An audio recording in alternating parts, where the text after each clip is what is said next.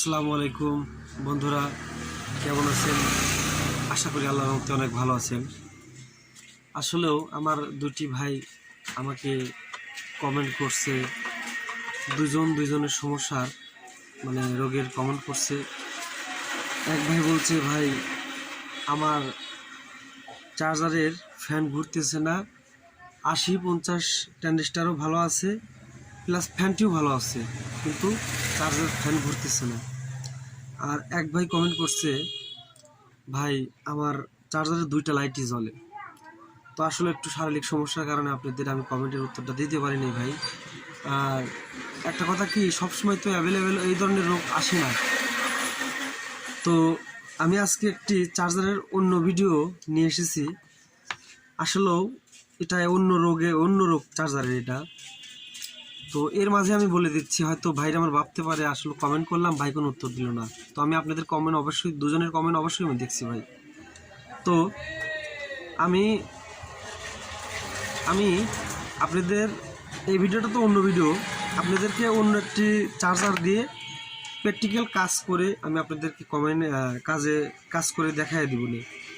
আর যদি বলেন না ভাই আমাকে আপনি যে কোনো একটা চার্জার দিয়ে একটু বুঝায় দেন, আমাকে কমেন্ট বক্সে আপনারা লিখে পাঠাবেন, তাহলে আমি ওই কাজের আশায় থাকবো না। অন্য কোনো চার্জার দিয়ে আপনার কাজটা আমি বুঝে আপনাকে কি করলে ফ্যান ঘুরবে অথবা কি করলে 2টা লাইট জ্বলবে না আমি আপনাদেরকে বুঝিয়ে দেব।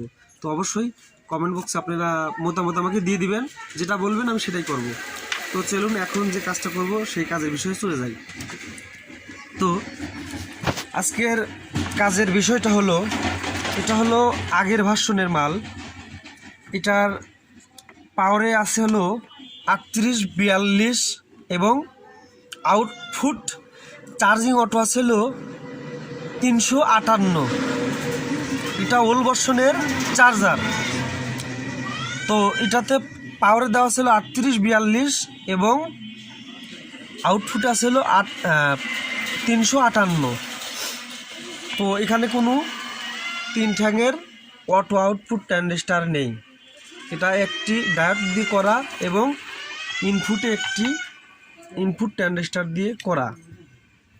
তো এখন এই চার্জারের মূল বেদি হলো, আমি তো প্রতিটা ভিডিওতেই বলি আমার ভিডিও আমি একটি করে কাজ করব, বিশ্লেষণ করি, ভেঙে আমি বুঝাই দিব।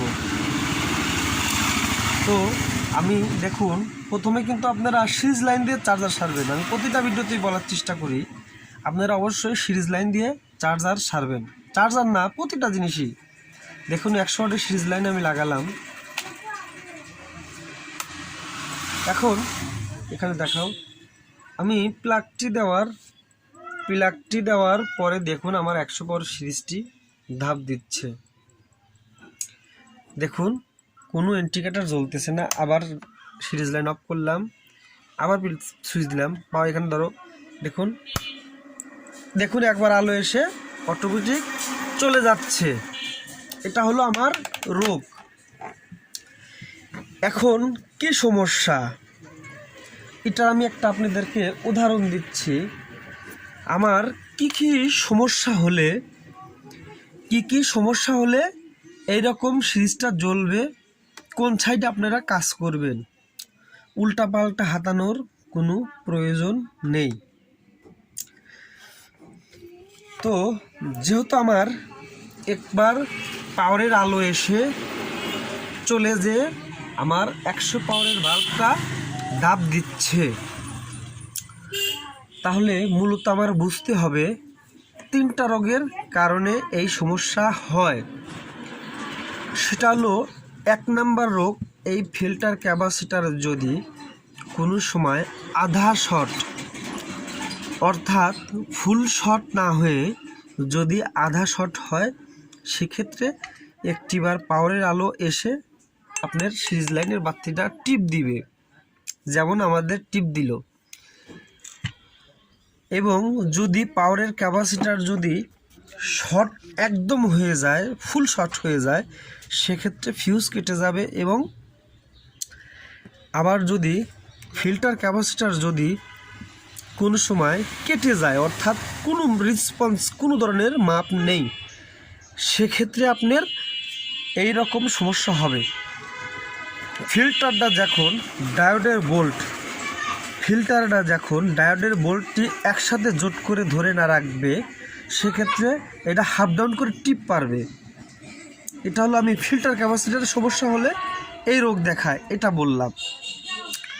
এখন আমরা ডিসিতে যাই। ডিসিতে যদি কোনো সময় অটোমেটিক 63-220 এমডি 63 ভোল্ট অথবা 47 এমডি এই ক্যাপাসিটিটা ফুলে যায় অথবা শর্ট হয়ে যায়, সেক্ষেত্রেও 100 পাওয়ারের বাল্ব আপনার টিপ দিবে। তো এখন মূলত আমরা চলুন প্রথমে আগে পাওয়ারের ক্যাপাসিটারটি আমরা মাপ দিয়ে খুলে দেখব। তারপরে পাওয়ারে কাজ করার পরে যদি ক্যাপাসিটার ভালো থাকে আমরা ফিল্টারটি এখন মাপ দিয়ে দেখব আমাদের ফিল্টারটা আসলে ভালো আছে কি না। তো আমাদের যদি ফিল্টারটা চেঞ্জ করার পরে মাপার পরে যদি ফিল্টার খারাপ হয় তাহলে তো আলহামদুলিল্লাহ। আর যদি ফিল্টার যদি মেপে ভালো থাকে তাহলে আমরা কি করব, ফিল্টার দেখার পরে তাহলে 63-220 এমডি অথবা 47 এমডি হবে। আর নাহলে এই ডায়োডটি টেস্ট করে হবে এগুলো শর্ট আছে কি না।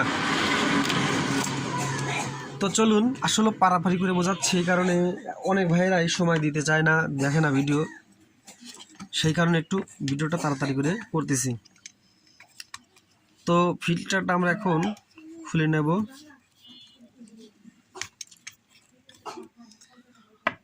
তো ফিল্টারটা আমি খুলেছি, এখন অ্যানালগ একটি মিটার নিব। দেখুন সবসময়ের জন্য ক্যাপাসিটার এবং যে কোনো পার্টস মাপি আমি কে দিয়ে মাপি, এখন এক একজনের এক এক রকম রুচি, অবশ্যই কে দিয়ে মাপবেন।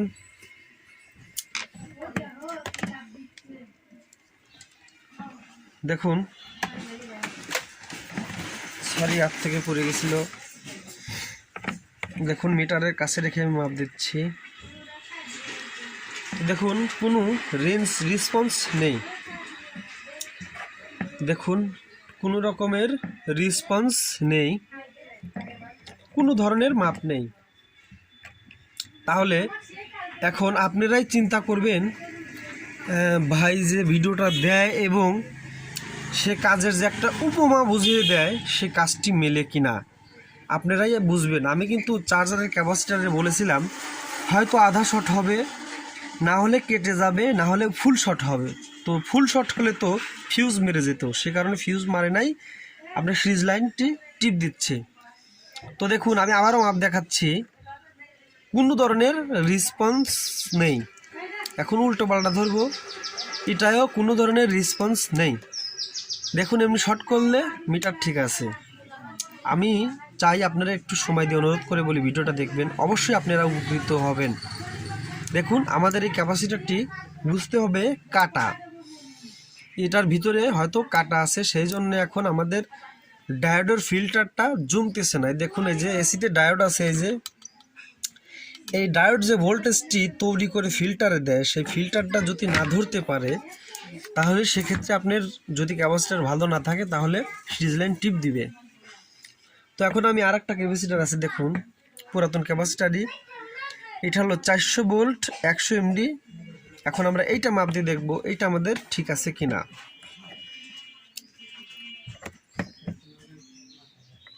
দেখুন বন্ধুরা এটা যে মাপ উঠে আস্তে আস্তে দেবে যাচ্ছে, দেখুন আস্তে আস্তে নেমে যাচ্ছে। তাহলে যে কোনো ক্যাপাসিটার এটা কাটা ফুল হয়ে থাকবে না। ক্যাপাসিটার যদি অ্যানালগ মিটার দিয়ে আপনারা মাপেন সেক্ষেত্রে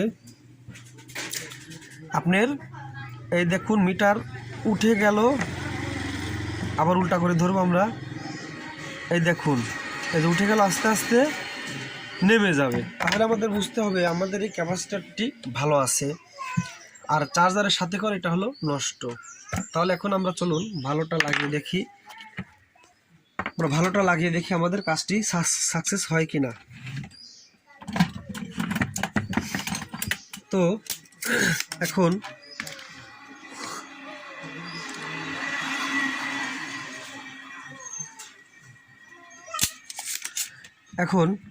আমি কিন্তু বলছিলাম এই সমস্যাটা তিনটা কারণে হয়। যেহেতু লাইট আসলো পাওয়ারের লাইট আসার পরেই ধাপ দিয়ে চলে যায় সিরিজ জলে, তাহলে বলেছিলাম ফিল্টার ক্যাপাসিটারের তিনটা এই সমস্যার কারণে হবে, এবং ডিসিতে 63 ভোল্ট ক্যাপাসিটার আর একটি ডায়োড আছে, ওইটি সমস্যা হওয়ার কারণে এরকম হয়। তো আমি তো ডিসিতে আসলেও যেতে পারলাম না, আমার এসিতেই ধরা পড়লো অসুখ। তো দেখুন আমি আবার মার্কটা বুঝিয়ে দেই। এটা আসলে আগের ভার্সনের চার্জার, সেজন্য প্লাস করে দেওয়া আছে। দেখুন এটা হলো প্লাস, এই যে প্লাস দেওয়া আছে, আর এই কষি কষির অর্থ হলো মাইনাস। আর দেখুন এটার অর্থ হলো মাইনাস, আর এই পাশটা হলো প্লাস। তাহলে দেখুন এই যে মাইনাসে, এই যে দেখুন মাইনাস, আমি মাইনাস এই যে এভাবে ঢুকিয়ে দিলাম। তো বন্ধুরা আজকের ভিডিওটা অনেক ছোট হবে, কিন্তু ছোট হলেও ভিডিওটা অনেক কার্যকরী। আপনারা যদি ধৈর্য সহকারে ভিডিও দেখেন, আমি আশা করি অবশ্যই আপনাদের উপকৃত হবেন, কাজে আসবে যারা নতুন টেকনিশিয়ান ভাইরা। তো আপনারা বেশি বেশি করে কমেন্ট করে আমাকে জানাবেন কাজ কেমন হচ্ছে, কি ভালো হচ্ছে কি না, এবং আপনাদের প্রয়োজন পড়লে বলবেন। আশা করি আমাকে যদি আল্লাহ পাক শরীর স্বাস্থ্য ভালো রাখে, আমি অবশ্যই আপনাদের কমেন্টের উত্তর দেব। তো আসলে আমার শরীরটা অনেক খারাপ, আমি একটু শারীরিকভাবে সমস্যা আছে শরীরে, সেজন্য আপনাদের কমেন্টের উত্তর আমি সাথে সাথে দিতে পারি না। তো আমার ফিল্টার ক্যাপাসিটারটি আমি লাগাইছি। এখন যদি আমি আবার আগমো কথা বলে দিচ্ছি আপনাদের, আমি যে ফিল্টার ক্যাপাসিটারটি লাগালাম, যদি এটা লাগানোর পরেও যদি কোনো রকমের সমস্যা হয়, তাহলে আমি এই ফিল্টার ক্যাপাসিটারটা চেক করে দেখব। তো চলুন আমরা এখন প্লাগ দেব, আল্লাহ পাক দেখি কি করে। তো প্লাগ দিয়েছি, এখন আমি সুইচটি দেব। তো দেখুন আল্লাহর রহমতে আমার কাজটি হয়ে গেছে। তো দেখুন বন্ধ করলাম, দেখুন আবার প্লাগটা দিলাম, দেখুন আবার লাইটটি চলে এসেছে, এবং দেখুন সিরিজ লাইন কোনো ধরনের জ্বলতেছে না। তো তাহলে আমি আশা করি আপনাদেরকে কাজটা বোঝাতে পারছি। তো অবশ্যই আপনারা ভিডিওটা মনোযোগ সহকারে দেখবেন। আমি আবারও বলতেছি, আমার যে দুই ভাই কমেন্ট বক্সে কমেন্ট করছে, ভাই আপনারা যদি সার্ভিসিং কাজ করে দেখাতে হবে এরকম চান, তাহলে একটু দেরি করেন। আমি এরকম পুরাতন আপনাদের সমস্যার চার্জার যদি আসে, তাহলে কাজ করে আপনাদেরকে বোঝায় দেব। আর যদি বলেন না ভাই আপনাকে যে কোনো একটা চার্জার দিয়ে আপনি কাজটা বোঝায় দেন, তাহলে আপনারা কমেন্ট বক্সে অবশ্যই লিখে পাঠাবেন। আমি যেভাবে বলবেন সেইভাবে আমি কাজটা আপনাদেরকে করে বোঝায় দেব। তো সবাই পুরাতন কথার কি বলবো বলুন, যদি ভিডিওটা ভালো লাগে অবশ্যই সাবস্ক্রাইব করবেন, এবং ভিডিওটা বেশি বেশি করে দেখবেন, শেয়ার করবেন, বেল আইকন বাটনটা বাজিয়ে রাখবেন, তাহলে আশা করি যে কোনো নতুন ভিডিও আমার পেয়ে যাবেন। তো সবাই ভালো থাকুন, আসসালামু আলাইকুম।